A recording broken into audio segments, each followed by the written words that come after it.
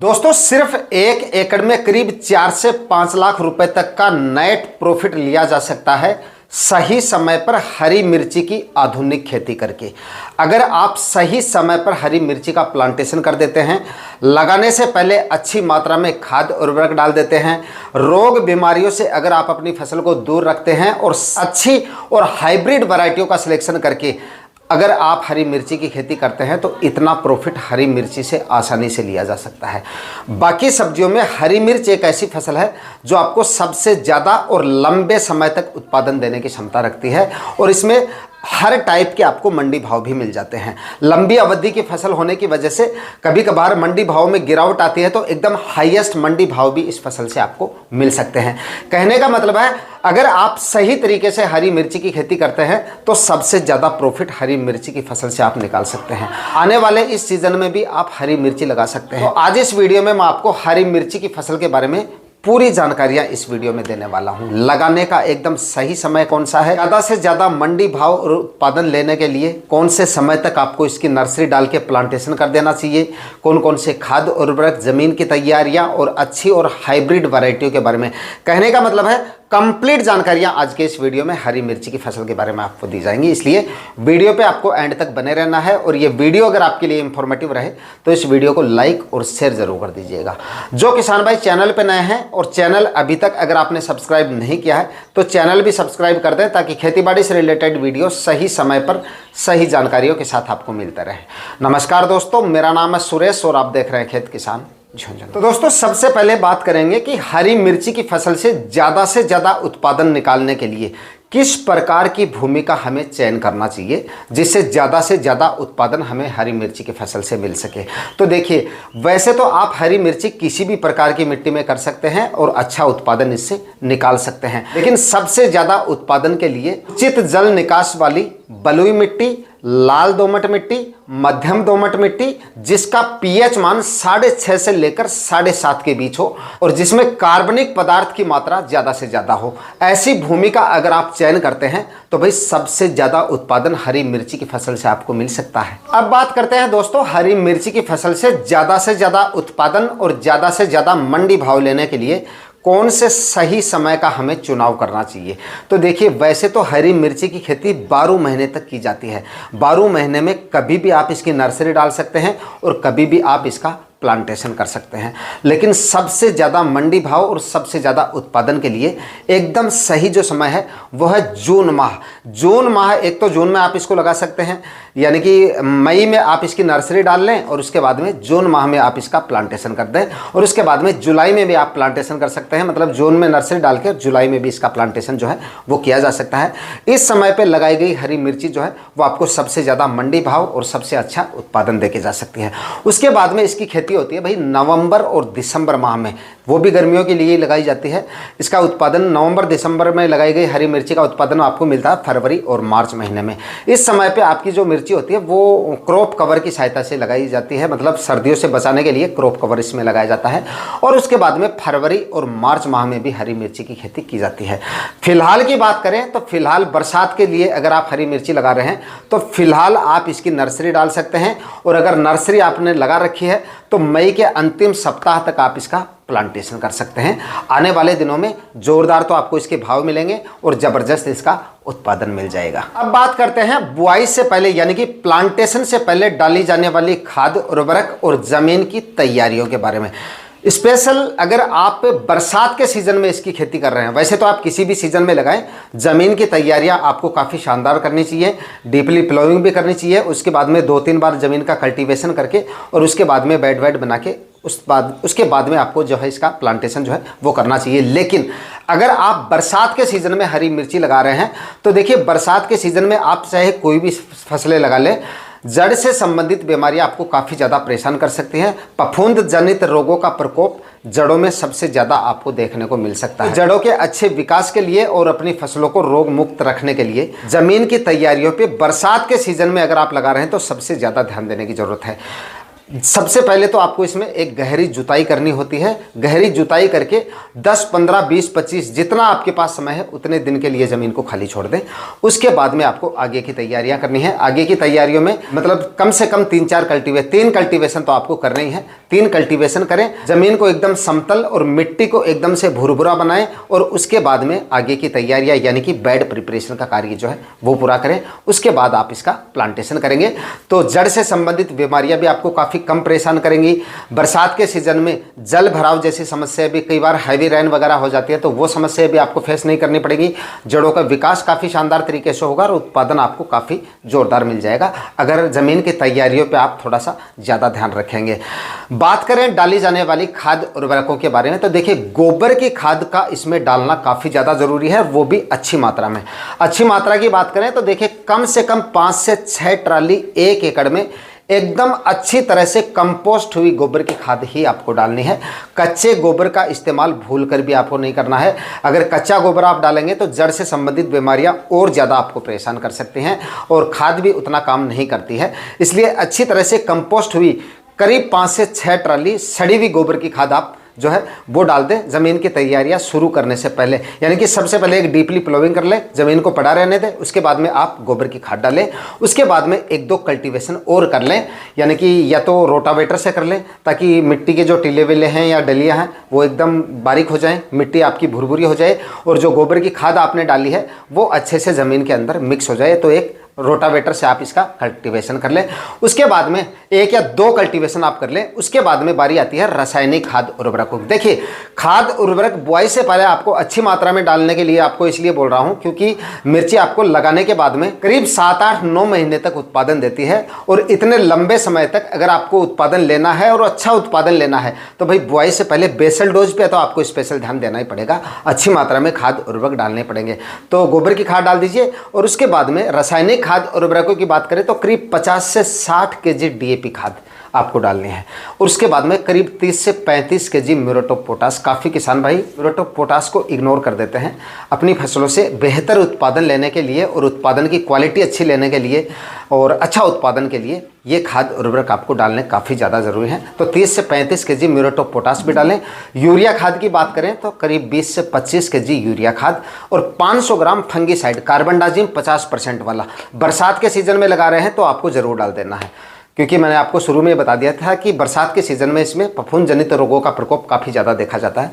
तो ये फंगीसाइड आखिरी कल्टीवेशन से पहले इन सभी खाद उर्वरक और जो फंगीसाइड मैंने आपको बताया इनको अच्छे से मिक्स कर लें और ज़मीन में बराबर मात्रा में बिखेर दें। उसके बाद में आपको आखिरी कल्टीवेशन करना है। आखिरी कल्टीवेशन होने के बाद में बारी आती है बेड प्रिपरेशन की। दोस्तों, बरसात के सीजन में अगर आप हरी मिर्ची लगा रहे हैं तो बेड बनाने का आपका जो कार्य है ना वो काफ़ी अच्छा होना चाहिए। देखिए, बेड की क्वालिटी काफ़ी शानदार होनी चाहिए क्योंकि बाद में जाके बारिश वगैरह होंगी, कई बार हैवी रेन वगैरह भी हो जाती हैं तो कई बार जल भराव जैसी समस्याएं अगर हो भी जाती हैं तो बेड की क्वालिटी अगर अच्छी होगी, आपकी बेड की ऊंचाई थोड़ी अच्छी होगी, बेड की चौड़ाई भी अच्छी होगी तो प्लांट की जड़ों तक पानी ज़्यादा देर तक नहीं ठहरेगा। इससे आपके प्लांट खराब होने के जो चांसेस हैं वो काफ़ी कम रहते हैं, फसल आपकी प्रभावित नहीं होगी।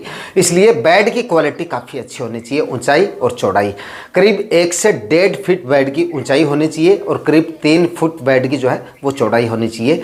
और बेड की क्वालिटी अगर आपको अच्छी लेनी है तो ज़मीन की तैयारियां आपकी काफ़ी अच्छी होनी चाहिए, मतलब मिट्टी एकदम भुरभुरी होनी चाहिए और मिट्टी के अंदर बेड बनाते समय ज़्यादा मॉइस्चर नहीं रहना चाहिए, नमी ज़्यादा मतलब गीली मिट्टी नहीं होनी चाहिए।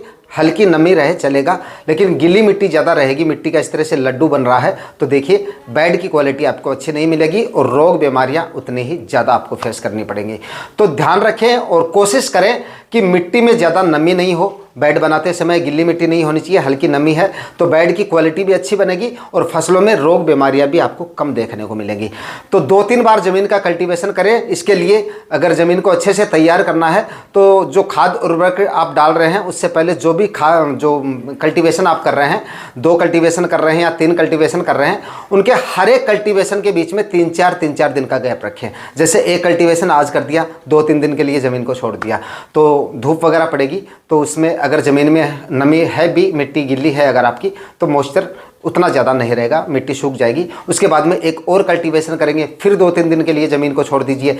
इससे ज़मीन में पड़े हानिकारक कीट वगैरह हैं धूप की वजह से, वो भी खत्म हो जाते हैं और मिट्टी में जो एक्स्ट्रा नमी होती है वो भी खत्म हो जाती है। उसके बाद में आप बेड प्रिपरेशन का कार्य शुरू करें। बेड आपको मैंने बता दिया किस टाइप के होने चाहिए। उसके बाद में जो बेड का डिस्टेंस है, यानी कि बेड से बेड की जो दूरी है वो आपको 4 से 5 फीट तक रखनी है, यानी 5-5 फीट की दूरी पर आप बेड बना लीजिए। क्योंकि बरसात के सीजन में अगर आप अच्छी वैरायटियों का सिलेक्शन करेंगे, खाद उर्वरक अच्छी मात्रा में डालेंगे, तो प्लांट हमारे काफ़ी ज़्यादा हैवी हो जाते हैं। समय समय पर फर्टिगेशन वगैरह करेंगे तो, और डिस्टेंस आप जितना अच्छा मेंटेन रखेंगे, रोग बीमारियां उतनी ही कम आपको फेस करनी पड़ेंगी और फल फूल उतने ही ज़्यादा आपको देखने को मिलेंगे। तो 5-5 फीट की दूरी पर आप बेड बना लीजिए। उसके बाद में बारी आती है देखिए प्लास्टिक मल्च की। प्लास्टिक मल्च भी आपको हरी मिर्ची में लगाना काफ़ी ज़्यादा ज़रूरी है। इससे क्या होगा, रोग बीमारियां भी कम देखने को मिलेंगी। रोग बीमारियां कम इसलिए देखने को मिलेंगी, खरपतवार नहीं होगा। और मिर्ची की फसल का सबसे बड़ा दुश्मन है भाई खरपतवार।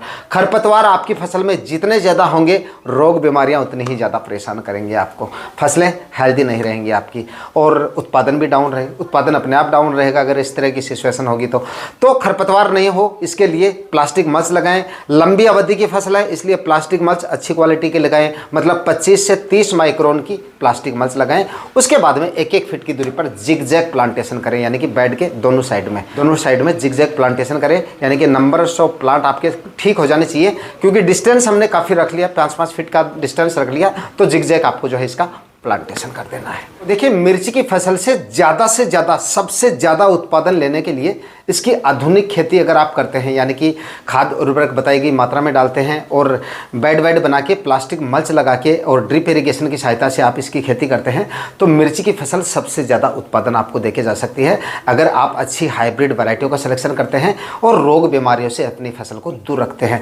काफ़ी किसान भाई कमेंट करते रहते हैं कि हम सिंपल तरीके से भी हरी मिर्ची लगा सकते हैं क्या? ज़रूर। जिन किसान भाइयों के पास में ड्रिप इरिगेशन वगैरह नहीं है, पहली बार सब्जियां लगाकर शुरुआत अगर आप करना चाहते हैं और ड्रिप का खर्चा नहीं कर रहे हैं, तो थोड़े एरिया में आप पहली बार हरी मिर्ची की फसल बिना ड्रिप की सहायता से भी कर सकते हैं। लेकिन उत्पादन आपको उतना ज़्यादा नहीं मिलेगा, लेकिन एक शुरुआत आप कर सकते हैं।